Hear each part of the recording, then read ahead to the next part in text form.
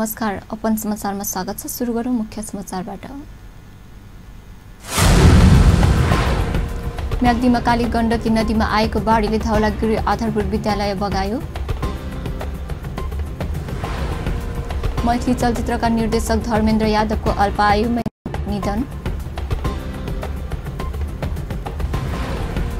नेपाल टेलिकमको प्रबन्धक निर्देशक कम्युनिटी राज भण्डारी सरकारद्वारा बर्खास्त। आज भारतको 72औं स्वतन्त्रता दिवस। नेपालका लागि विभिन्न सामाजिक सङ्घ संस्थालाई 30वटा एम्बुलेन्स र 6वटा बस भारतद्वारा उपलब्ध। र बकर ईदमा सार्वजनिक बिदा दिनुपर्ने मुस्लिम अगुवाहरूको माग, आफूहरूले माग तत्काल सम्बोधन गर्नुपर्ने भन्दै प्रधानमन्त्रीले ज्ञापन पत्र। अब समाचार विस्तारमा।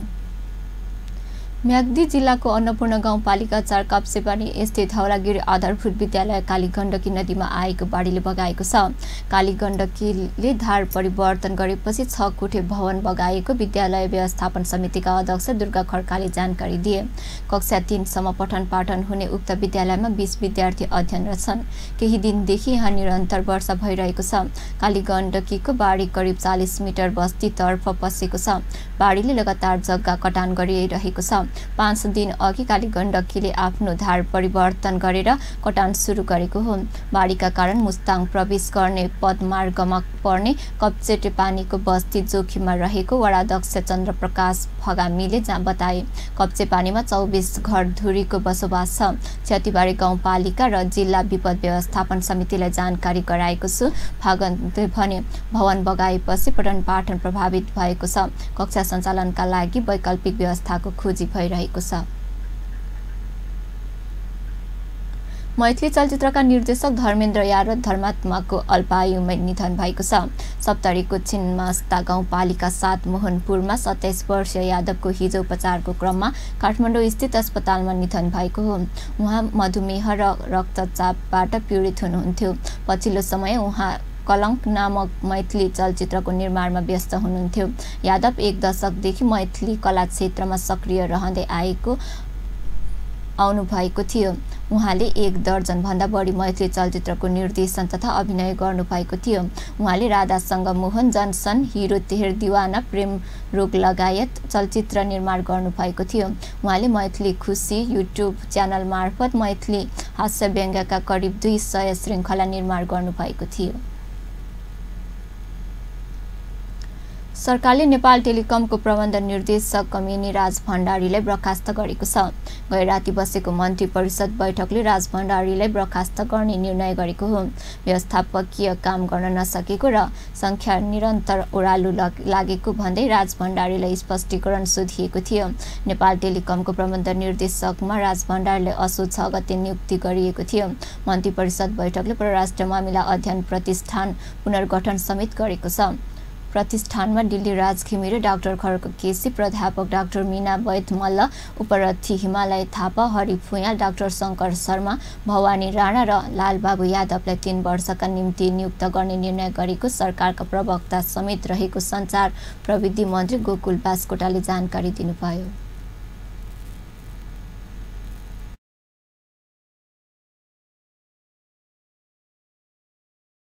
परराष्ट्र मामिला अध्ययन प्रतिष्ठान विकास समितिको पुनर्गठन गरिएको छ, जसमा दिल्ली राज घिमिरे, डाक्टर खड्ग केसी, प्राध्यापक डाक्टर मीना वैद्य मल्ल, उपरथी हिमालय थापा, हरि फुयाल, डाक्टर शङ्कर शर्मा, भवानी राणा र लालबाबु यादव त्यो समितिमा 3 वर्षका लागि नियुक्त हुनुभएको छ। त्यसैगरी बोनस 4थो संशोधन नियमावली 2075 स्वीकृत भएको छ र नेपाल टेलिकमका प्रबन्ध निर्देशक श्री कामिनी राज भण्डारीलाई उक्त पदबाट हटाउने निर्णय गरिएको छ। आजका मुख्य निर्णयहरू यिनै हुन्। धन्यवाद। बैठकले बोनस चौथो संशोधन नियमावली 2075 स्वीकृत गर्ने निर्णय पनि गरेको छ। सरकारले बालबालिका सम्बन्धी कानुनलाई संशोधन र एकीकरण गर्न बनेको विधेयक, खाद्य तथा खाद्य सम्प्रभुताको अधिकार सम्बन्धी विधेयक र रोजगारीको हक सम्बन्धमा व्यवस्था गर्न बनेको विधेयक सङ्घीय संसदमा पेश गर्न निर्णय गरेको सरकारका प्रवक्ता बास्कोटाले जानकारी दिनुभयो। भारतले नेपालका विभिन्न सामाजिक सङ्घ संस्थालाई 30 वटा एम्बुलेन्स र 6 वटा बस उपलब्ध गराएको छ। भारतले 72औं स्वतन्त्रता दिवसको अवसर पारेर नेपाल स्थित भारतीय दूतावासले नेपालका विभिन्न अस्पताल, परोपकार संस्था तथा शैक्षिक संस्थालाई 30 वटा एम्बुलेन्स र 6 वटा बसहरू उपलब्ध गराएको हो। बुधबार लैनचौर स्थित दूतावासमा आयोजित समारोहमा भारतीय राजदूत मनजित सिंह पुरीले नेपालका विभिन्न सङ्घ संस्थालाई एम्बुलेन्स तथा बसहरू हस्तान्तर गर्नुभएको हो। समारोहमा भारतीय सेनामा गई वीरगति प्राप्त गरेका तथा अपाङ्ग भएका नेपालका परिवारलाई 5 करोड 35 लाख नगद तथा कम्मल पनि वितरण गरिएको थियो। भारतले भारतीय स्वतन्त्रता दिवसकै अवसर पारेर यसअघि नै विभिन्न सामाजिक सङ्घ संस्थालाई 652 वटा एम्बुलेन्स, 136 वटा बस उपलब्ध गराइसकेको छ। समारोहमा भारतीय राजदूत पुरीले भारतीय राष्ट्रपति रामनाथको बिन्दले देशवासीको नाममा दिनुभएको सन्देश पढेर सुनाउनु भएको थियो। सन्देशमा भारत स्वतन्त्रता भएको 71 वर्ष यता उपलब्धिहरूको चर्चा गरिएको छ।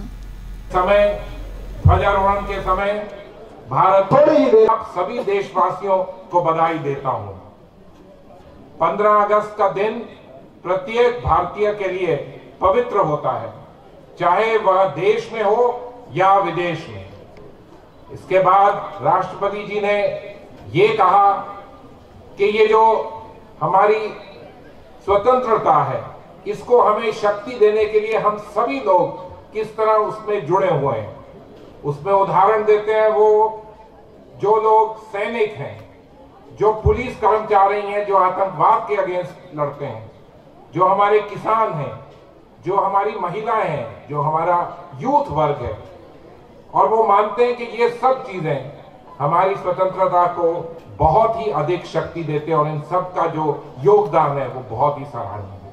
राष्ट्रपति जी आगे कहते हैं, प्यारे देशवासियों, आज हम अपने इतिहास के एक ऐसे मोड़ पर खड़े हैं जो अपने आप में बहुत अलग है। आज हम कई ऐसे लक्ष्यों के काफी करीब हैं जिनके लिए हम वर्षों से प्रयास करते आ रहे हैं। सबके लिए बिजली, खुले में शौच से मुक्ति, सभी बेघरों और घर और अति निर्धनता का दूर करने के लक्ष्य अब हमारी पहुंच में है। ऐसे में हमें इस बात पर समारोहमा भारतीय दूतावासका कर्मचारीहरू, उनीहरूका परिवार लगायत नेपालमा रहेका भारतीय समुदायको सहभागी रहेको थियो।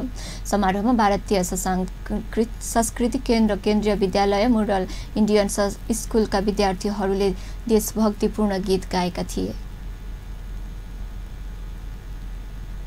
जनकपुर उद्योग वाणिज्य संघले विगत 4 महिनादेखि जनकपुर धामको मुख्य बजारको व्यापार ठप्प भएको तर्क उपमहानगरपालिकाको ध्यानकर्षण गराएको छ।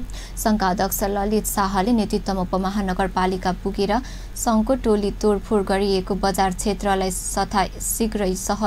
यथाशीघ्र सहज अवस्थामा पुर्याएर व्यापार व्यवसायको वातावरण बनाउन उपमहानगरपालिकाका प्रमुख लाल किशोर शाहको ध्यानकर्षण गराउनु भएको छ। विषय समस्या समाधानका लागि ज्ञापन पत्र पेश गरिएको सम्बन्धमा हामी ज्ञापन पत्र प्रस्तुत गर्दा जनकपुर धाम नगर क्षेत्रको व्यापारी र नागरिक समेतको प्रतिनिधि हौँ। जनकपुर धाम नगर क्षेत्रको सामाजिक, सांस्कृतिक, भौतिक र आर्थिक विकास हाम्रो प्रत्यक्ष स्वार्थ र सरकारसँग जोडिएको क्षेत्र हो। सबल र समृद्ध नागरिकहरूले गर्ने आर्थिक कारोबारसँग हाम्रो व्यावसायिक र व्यापारिक कार्य जोडिएको र सोही कारोबारबाट जनकपुर धाम उपमहानगरपालिका कार्यालयले राजस्व प्राप्त गर्ने भएको हुँदा वर्तमानमा जनकपुर धामको नगर क्षेत्रका नागरिक, व्यापारी, व्यवसायीसँग प्रत्यक्ष सरकार रहेको राजस्व दर, सडक निर्माण, घर भाडा सम्बन्धी विषयहरू तत्कालै सम्बोधन र समाधान गर्ने व्यवस्था मिलाउन हुन ध्यानकर्षण। जनकपुर धामको मुख्य बजार क्षेत्र रेलवे स्टेशनदेखि एयरपोर्ट जानकी मन्दिर वरपर बजार क्षेत्र सडक विस्तारका काममा भत्काएपछि हजारौं व्यापारीहरूको व्यापार ठप्प भएको छ। भानुचोकदेखि जनकचोक र जनकचोकदेखि जानकी मन्दिर हुँदै सुनारपट्टिको व्यापार अझै ठप्प छ।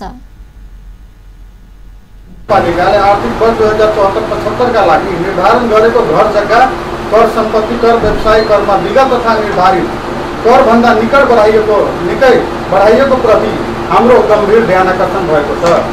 व्यापारिक लागत, महँगो घर भाडा, कच्चा पदार्थको अभाव, मजदुर र कर्मचारीको अभाव र बढी ज्याला तिर्नुपर्ने कारण व्यापारी आफै पलायन भएर जानुपर्ने अवस्था रहेको छ। करको दर निर्धारण गर्दा रोजगारी सिर्जना गर्ने, कच्चा पदार्थ उत्पादन गर्ने, ठुलो पुँजी लगानी गर्ने व्यापारीहरूलाई कर छुट गरी राहत प्रदान गरी यस क्षेत्रमा उद्योग व्यवसाय खोल्ने वातावरण सिर्जना गर्नु हुन र घर जग्गा कर, सम्पत्ति कर, व्यवसाय कर वृद्धि गर्दा हाल 100% देखि 1000% सम्म बढोत्तरी गरेको विषयलाई मना गरी सोमा वैज्ञानिक ढङ्गबाट कर निर्धारण गर्ने व्यवस्था मिलाउन सादर अनुरोध गर्दछु।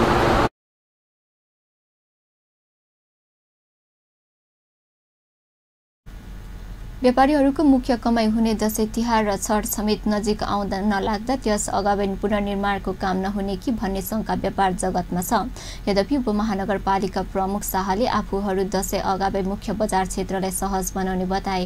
उनले विद्युत, टेलिकम र खानेपानीको तार र पाइपहरूको कारण केही ढिलाइ भइरहेको पनि काम द्रुत गतिमा भइरहेको बताए। संघको टोलीमा वरिष्ठ उपाध्यक्ष जितेन्द्र प्रसाद शाह, महासचिव जितेन्द्र महासेठ, कोषाध्यक्ष अशोक चौधरी सहितको उपस्थिति थियो। अब केही बेर विश्रामपछि समाचारमा स्वागत छ। अब बाँकी समाचार। वरिष्ठ पत्रकार भैरव रिसालद्वारा लिखित नेपालका मन्त्री र सांसदहरू नामक पुस्तक सार्वजनिक गरिएको छ। वरिष्ठ पत्रकार रिसालको 91औं जन्मदिनको अवसर पारेर मंगलबार काठमाडौँमा नेपालका मन्त्री र सांसदहरू नामक पुस्तक सार्वजनिक गरिएको हो। सिकै समूह प्रालीले प्रकाशन गरेको पुस्तकमा 2007 सालदेखि 2075 सालसम्मका मन्त्रीदेखि सांसदसम्मको नालाबेली समेटिएको छ। पुस्तक सार्वजनिक समारोहमा बोल्दै प्राध्यापक कृष्ण खनालले पुस्तकले नेपालको इतिहासको समग्र पाटोलाई स्मरण गराएको प्रतिक्रिया दिनुभयो। उहाँले भावी पुस्तालाई नेपालको अतीतको राजनीतिक संस्करण पनि पुस्तकले जानकारी गराउने विश्वास व्यक्त गर्नुभयो। पढ्न पनि धेरै कुराहरू छन्, एउटा हिस्टोरिकल रेकर्डहरू, नामहरू छन्। ती नामहरूले हाम्रो समाज, हाम्रो चरित्र, हाम्रो व्यवहार, हाम्रो संस्कारलाई राम्रोसँग ल्याउन सक्दछ। त्यो भित्र लुकेका यथार्थमा चाहिँ लाग्छ। पुस्तकमा कहीँ केही लेखेको छैन कुनै मन्त्रीका बारेमा, कुनै प्रधानमन्त्रीका बारेमा। नाम छ, कुन दिन मन्त्री भएको, कुन दिन प्रधानमन्त्री भएको। तर पढ्दा हेर्दै ती नाम हेर्ने बित्तिकै मलाई लाग्छ सिँगै नेपालको इतिहास आउँदछ। उहाँको आफ्नै जीवनको मिसन एउटा अलिकति शुद्धताको खोजी, राजनीतिमा शुद्धता खोज्ने कुरा उहाँले कहीँ कतै लेख्नु भएको छैन। तर यो पढ्दै जाँदा मलाई लाग्यो के खोज्ने होला ती नामहरूसँग। नेपाली समाज हो, शासन लेखेको नेपाली समाज, यही मानिसहरूका नाम, कतिपय मानिसहरू यी हुनुहुन्छ यहाँ भएका नामहरूमा अगाडि मेरा मित्र केशरी सर नै हुनुहुन्छ। जे होस्, एकपटक प्रधानमन्त्री हुनुहुन्थ्यो यहाँ पनि। अब यी सबै अनुहारहरूलाई कसरी चिन्छौँ? हामीलाई छोडिदिनु भएको छ है, उहाँले पाठकलाई छोडिदिनु भएको छ। अब अलिकति मलाई केही भन्न मलाई थोरै म राख्दछु। पाठकहरूकै काम हो त्यो, म जस्तै अरू पाठकहरू पनि धेरै चरित्र। वरिष्ठ पत्रकार रिसाल र भरतराज पोखरेलले यसअघि पनि नेपालका मन्त्रीहरू नामक पुस्तक लेख्नु भएको थियो। अध्ययनशील समाजका लागि उपयोगी अभिलेख हुन सक्ने ठानेर पुस्तक तयार पारिएको वरिष्ठ पत्रकार रिसालले बताउनुभयो। पुस्तकमा संघीय लोकतान्त्रिक गणतन्त्र घोषणा हुँदाका महत्त्वपूर्ण एवं ऐतिहासिक दस्तावेज पनि समावेश गरिएको छ। यही भद्र 1 र 2 गते काठमाडौँमा शैक्षिक मेला आयोजना गरिएको छ। नेपालमा उच्च शिक्षा हासिल गर्न चाहने विद्यार्थीहरूलाई लक्षित गरेर काठमाडौँको दरबार मार्ग स्थित अन्नपूर्ण होटलमा शैक्षिक मेला आयोजना गर्न लागि हो। मेला नेपालमा गुणस्तरीय उच्च शिक्षा प्रदान गर्दै आएका शिक्षण संस्था मार्फत विद्यार्थीहरूले परामर्श पाउने व्यवस्था हुने विभाजन मिडिया इन्कर्पोरेसन प्रमुख कार्यकारी अधिकृत जीवन लामा गोलेले जानकारी दिनुभयो। मेलामा त्रिभुवन विश्वविद्यालय, काठमाडौँ विश्वविद्यालयको पनि सहभागिता रहनेछ।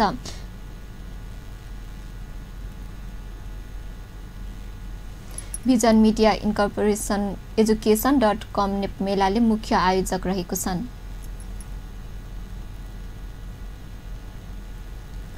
अब फेरि विश्रामपछि समाचारमा स्वागत छ। अब बाँकी प्रसङ्ग। सरकारले सबै स्थानीय तहमा रोजगारी सूचना केन्द्र स्थापना गर्ने भएको छ। श्रम रोजगार तथा सामाजिक सुरक्षा मन्त्री गोकर विष्टले रोजगारीको अवसर सिर्जना हुने गरी 753वटै स्थानीय तहमा रोजगार सूचना केन्द्र स्थापना गर्न लागि जानकारी दिनुभएको हो। बुधबार संघीय संसद प्रतिनिधि सभा अन्तर्गतको सार्वजनिक लेखा समितिको बैठकमा बोल्दै उहाँले रोजगारीको हकलाई मौलिक हकको रूपमा प्रत्याभूति गराउन रोजगारी सम्बन्धी ऐन पनि छिट्टै संशोधन गर्ने योजना अघि सार्नुभयो। मन्त्री विष्टले रोजगारीको अवसर नपाएका गरिब समुदायलाई पनि न्यूनतम 100 दिन रोजगारीको अवसर सिर्जना गर्ने मापदण्ड पनि सरकारले तयार पारेको स्पष्ट पार्नुभयो। उहाँले प्रधानमन्त्री रोजगार कार्यक्रमलाई प्रभावकारी बनाएर चालु आर्थिक वर्षभित्र सरकारले व्यापक रोजगारीको अवसर सिर्जना गर्ने दाबी पनि गर्नुभयो। सरकारले चालु आर्थिक वर्षभित्र कम्तीमा 1 लाख रोजगारीको अवसर सिर्जना गर्ने लक्ष्य लिएको छ। मन्त्री विष्टले घरेलु कामदारलाई पनि सञ्चय कोषको व्यवस्था हुने गरी पञ्जीकरणको काम सुरु गर्ने घोषणा पनि गर्नुभयो। उहाँले सबै स्थानीय तहबाट घरेलु कामदारहरूको पनि पञ्जीकरण गरी उनीहरूलाई पनि सञ्चय कोषको व्यवस्था गर्ने तयारी भइरहेको जानकारी दिनुभएको हो। उहाँले बैंक मार्फत सबै श्रमिकहरूको पारिश्रमिक भुक्तानी गर्ने व्यवस्थालाई सरकारले कडाइका साथ लागू गर्ने पनि दोहोर्याउनुभयो। बैठकमा समितिका सदस्यहरूले रोजगारीको अवसर सिर्जना गर्नका लागि आवश्यक लगानीको व्यवस्था गर्न मन्त्री विष्टको ध्यानकर्षण गराएका थिए। समितिका सदस्य देवेन्द्र पौडेलले नेपालमा रोजगारीको अवसर सिर्जना गर्नका लागि वैदेशिक लगानी भित्र्याउन आवश्यक संयन्त्रको निर्माण गर्न सरकारले सुझाव दिनुभयो। समितिका अर्का सदस्य बिन्दा पौडेलले घरेलु कामदारलाई उचित पारिश्रमिक दिने व्यवस्था गर्नुपर्नेमा जोड दिनुभएको थियो। उहाँले न्यूनतम पारिश्रमिक दिए नदिएको अनुगमन गर्न पनि सरकारको गम्भीर ध्यानकर्षण गराउनुभयो। समितिका सदस्यहरूले वैदेशिक रोजगारीको व्यवस्थित बनाउन पनि सरकारले प्रभावकारी कदम चाल्न आग्रह गरेका थिए। प्रदेश नम्बर 2 का सामाजिक परिचालकहरूको सडक आन्दोलन दोस्रो दिन समेत जारी रह्यो। नेपाल सामाजिक परिचालक कर्मचारी सङ्घ प्रदेश नम्बर 2 को अगुवामा सोमबारदेखि उनीहरू जनकपुर धाममा दैनिक सडक आन्दोलन गर्ने गरी प्रदर्शन सुरु गरेका हुन्। सडक आन्दोलनले समेत सरकार नसुने रिले अनसनदेखि अमरण अनसनसम्मको आन्दोलन गर्ने उनीहरूको चेतावनी छ।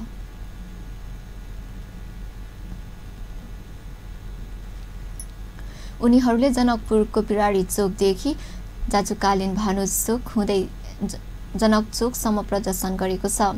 सरकार विरुद्ध नाराबाजी गरेका उनीहरूले नेपाल सरकारको सेवा सुविधा उपलब्ध हुने गरी हाल कार्यालय सहकार्य म्याद थप गरी निरन्तरता दिन र योग्यताको आधारमा एक पटक उमेर हद नलाग्ने गरी दरबन्दी सिर्जना गरी स्थानीय तह कर्मचारीमा समावेश सिर्जना गर्न माग गरेका छन्। जनप्रतिनिधिविहीन रहेका बेला सरकार र समाज बीचको पुलको काम गरी 9 वर्षसम्म जनताको सेवा गरेकाले आफूहरूको माग पूरा गर्नुपर्ने उनीहरूको भनाइ छ।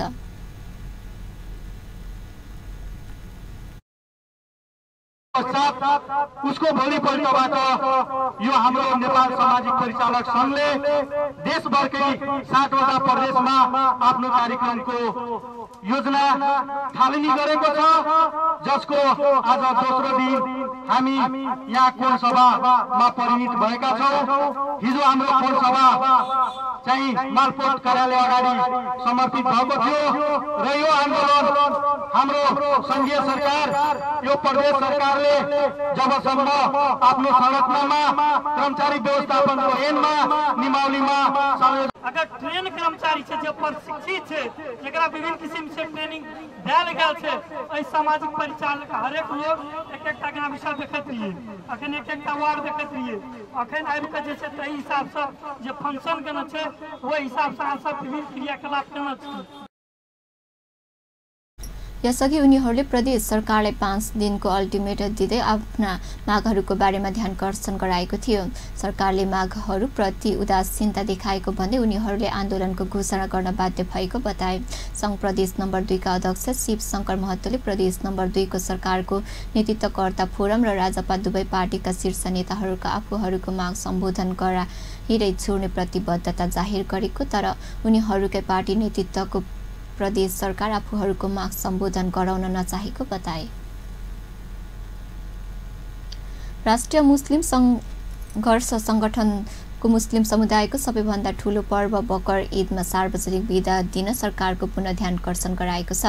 राष्ट्रिय मुस्लिम सङ्घर्ष सङ्गठनले मङ्गलबार बिहान प्रधानमन्त्री केपी ओलीलाई ज्ञापन पत्र बुझाउँदै बकर ईदमा सार्वजनिक बिदा दिन पुनः ध्यानकर्षण गराएको हो।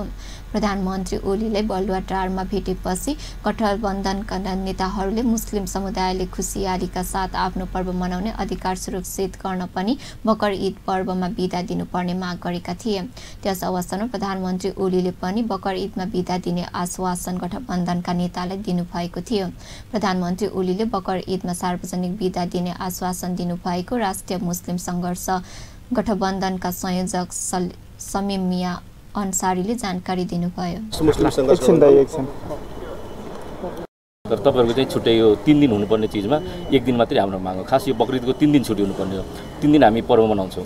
त्यसले गर्दाखेरि यो पालिको छुट्टी चाहिँ अवश्य नै तपाईहरुले पाउनुपर्छ भन्ने जुन किसिमको हाम्रो दुवै अध्यक्ष सामान्य प्रधानमन्त्रीको जुन एउटा आश्वासन हामीले पाएका छौँ र आज हामी ज्ञापन पत्र बुझाइसक्दा पनि अब निर्णय गरेर हामी चाहिँ मिडियामा भन्छौँ भनेर जुन भन्नुभयो त्यसले थप हामीले चाहिँ आशा चाहिँ बिउत्याएको छ कि यो चाहिँ हाम्रो जुन गुमेको छुट्टी चाहिँ खाइपाई आइरहेको सुविधा गुमेछ, त्यसले अवश्य पनि योपालि चाहिँ बकरिदको आउनु भदौ 6 गते यसको चाहिँ छुट्टी पाउँछ भन्ने हामी चाहिँ आशावादी नै छौँ। आगामी भदौ 6 गते बुधबार बकर ईद पर्व पर्दछ। प्रधानमन्त्री ओलीले गठबन्धनका नेताहरूलाई बकर ईदमा 1 दिन बिदा दिने आश्वासन दिनुभएको हो। सरकारले बकर ईदमा दिने गरिएको सार्वजनिक बिदा कटौती गरेपछि मुस्लिम समुदाय रुष्ट हुँदै आएको थिए। मुस्लिम समुदायले बकर ईदमा सार्वजनिक बिदा नदिए सरकार विरुद्ध कडा आन्दोलन गर्न बाध्य हुने चेतावनी पनि दिँदै आएका छन्। इटलीमा मोटर रेलवे पुल भत्किँदा कम्तीमा 26 जनाको ज्यान गएको छ भने 15 जना गम्भीर घाइते भएका छन्। 1 दर्जन हराइरहेका छन्। इटलीको उत्तर पश्चिम बन्दरगाह सहर जेनोवामा रहेको पुल मङ्गलबार बिहान 10 बजे भत्किएको हो। 45 मिटर अग्लो पुल भत्किँदा 30 भन्दा बढी गाडी बज्रेको अन्तर्राष्ट्रिय सञ्चार माध्यमले जनाएका छन्।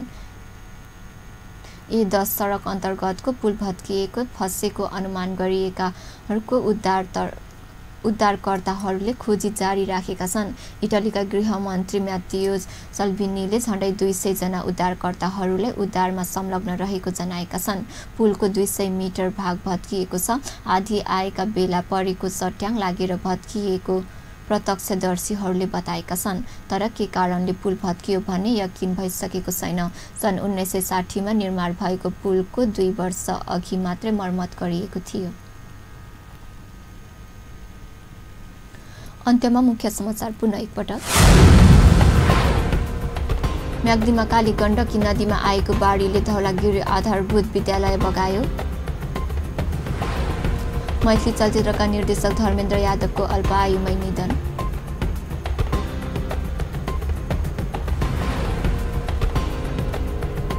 नेपाल टेलिकमको प्रबन्ध निर्देशक कमिनी राज भण्डारी सरकारद्वारा बर्खास्त। आज भारतको 72औं स्वतन्त्रता दिवस। नेपालका लागि विभिन्न सामाजिक सङ्घ संस्थाले 30 वटा एम्बुलेन्स र 6 वटा बस भारतद्वारा उपलब्ध।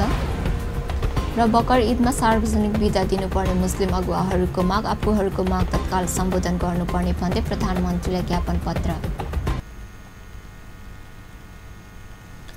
हवस् त अहिलेलाई समाचार यति नै। पल पल खबर तेज नजर अपन टेलिभिजन हेर्दै गर्नुहोला। नमस्कार।